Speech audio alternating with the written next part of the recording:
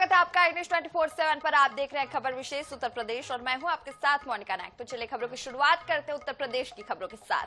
गोरखपुर में मुख्यमंत्री योगी आदित्यनाथ ने बुधवार को सहजनवा के पूर्व विधायक शीतल पांडेय के पुत्र मानवेंद्र पांडेय मनु को भावभीनी श्रद्धांजलि अर्पित की। मानवेंद्र का मंगलवार को आकस्मिक निधन हो गया था।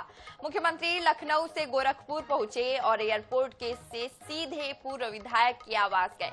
उन्होंने दिवंगत के चित्र पर पुष्पांजलि और भावपूर्ण श्रद्धांजलि दी। इस अवसर पर मुख्यमंत्री ने गहरी संवेदना व्यक्त करते हुए दिवंगत आत्मा की शांति के लिए महायोगी गुरु गोरखनाथ से प्रार्थना की। सीएम ने शीतल पांडेय और अन्य परिजनों से व्यक्तिगत रूप से बातचीत कर उन्हें ढांढस बताया और इस कठिन समय में सहानुभूति और समर्थन प्रकट किया। तो दिवंगत के चित्र पर पुष्पांजलि अर्पित की। इस अवसर पर सीएम का गोरखपुर आगमन हुआ।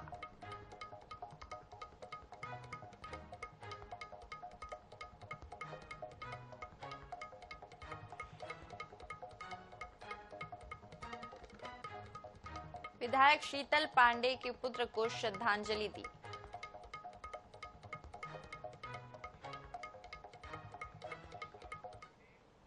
वहीं चौधरी चरण सिंह अंतर्राष्ट्रीय हवाई अड्डे के टर्मिनल 3 से बुधवार को एसी सिटी बस सेवाओं की शुरुआत कर दी गई है। यह पहल लखनऊ इंटरनेशनल एयरपोर्ट लिमिटेड और Lucknow city transport services limited के सहयोग से हुई है। अडानी समूह के सीईओ दर्शन सिंह और सिटी ट्रांसपोर्ट के एमडी अमरनाथ सहाय ने बसों को हरी झंडी दिखाकर रवाना किया। नई बसें हजरतगंज और कमता रूट पर संचालित होगी, जिससे यात्रियों और कर्मचारियों को सुरक्षित, किफायती और भरोसेमंद कनेक्टिविटी मिलेगी और ट्रैफिक दबाव भी कम होगा।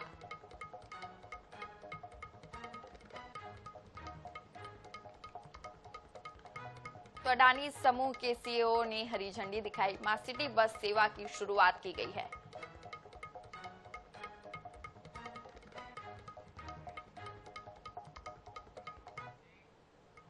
फिरोजाबाद पुलिस ने चंदन नामक युवक की हत्या में शामिल 3 लोगों को गिरफ्तार किया है। आरोपी शराब पीकर गाली देने और महिलाओं पर अभद्र टिप्पणी करने के विवाद के कारण अपराध को अंजाम दिया। गिरफ्तार किए गए तीनों की निशानदेही पर एक चाकू, एक मोटरसाइकिल और मृतक के पहने हुए कपड़े बरामद किए गए। मृतक का शव 2 दिन पूर्व थाना रामगढ़ क्षेत्र के मिलिक ईंट भट्टा के पास मिला था। तो शराब पीकर गाली देने को लेकर विवाद हुआ था। इस मामले में पुलिस को बड़ी सफलता मिली है। हत्या में शामिल 3 लोगों को गिरफ्तार कर लिया गया है।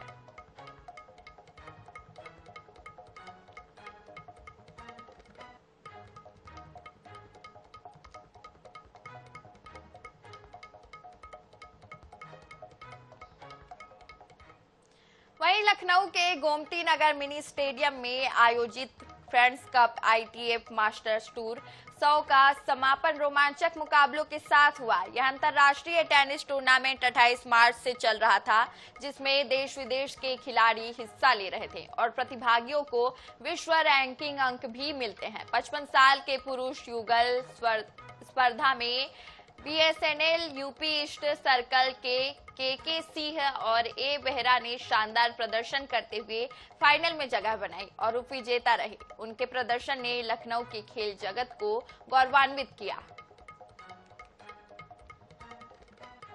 तो बीएसएनएल के सिंह और ए बेहरा ने उप विजेता बने।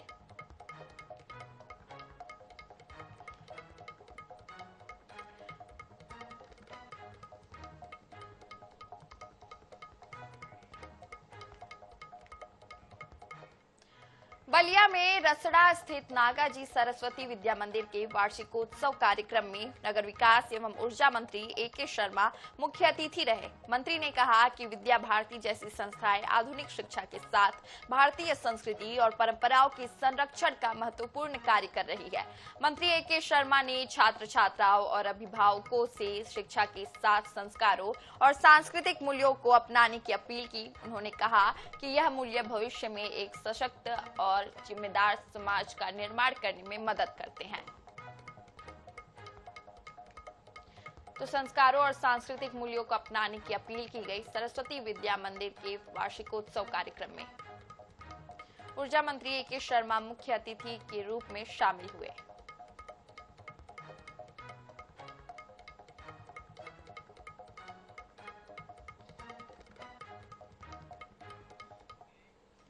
मैनपुरी से एक ऐसी कहानी जो सिस्टम पर गंभीर सवाल खड़े करती है। यहाँ एक बुजुर्ग पिछले 39 साल से अपनी ही जमीन के लिए दर दर भटक रहा है।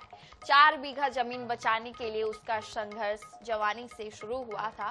लंबी लड़ाई के बाद राजस्व विभाग ने पैमाइश कर जमीन पर कब्जा दिलाया था, लेकिन जैसे ही अधिकारी बदले वैसे ही उसका कब्जा फिर हटा दिया गया। पीड़ित उमाशंकर आज भी रो रो कर अपनी दास्तां सुना रहे हैं। बुढ़ापे में भी उसकी लड़ाई खत्म नहीं हुई है। तो 39 साल से इंसाफ की लड़ाई लड़ रहे हैं। कब्जा मिला, फिर छीना गया। राजस्व अधिकारियों पर गंभीर आरोप लगाए जा रहे हैं।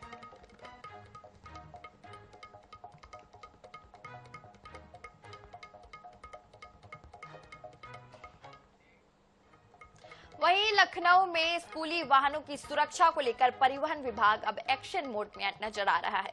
परिवहन आयुक्त किंजल सिंह के निर्देश पर पूरे उत्तर प्रदेश में 1 से 15 अप्रैल तक विशेष अभियान चलाया जा रहा है। लखनऊ में 4 प्रवर्तन टीमों ने कई इलाकों में चेकिंग करते हुए 13 वाहनों को सीज किया, जबकि 28 वाहनों का चालान किया गया।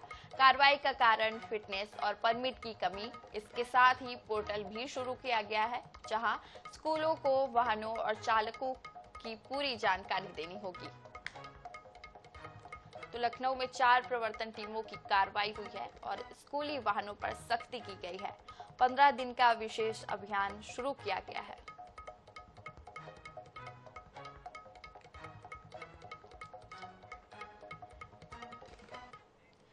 गोरखपुर से एक बेहद दुखद खबर सामने आई है, जहां राप्ती नदी में 4 बच्चों के लापता होने से पूरे इलाके में सनसनी फैल गई है। नदी किनारे बच्चों की साइकिलें और कपड़े मिलने के बाद डूबने की आशंका जताई जा रही है।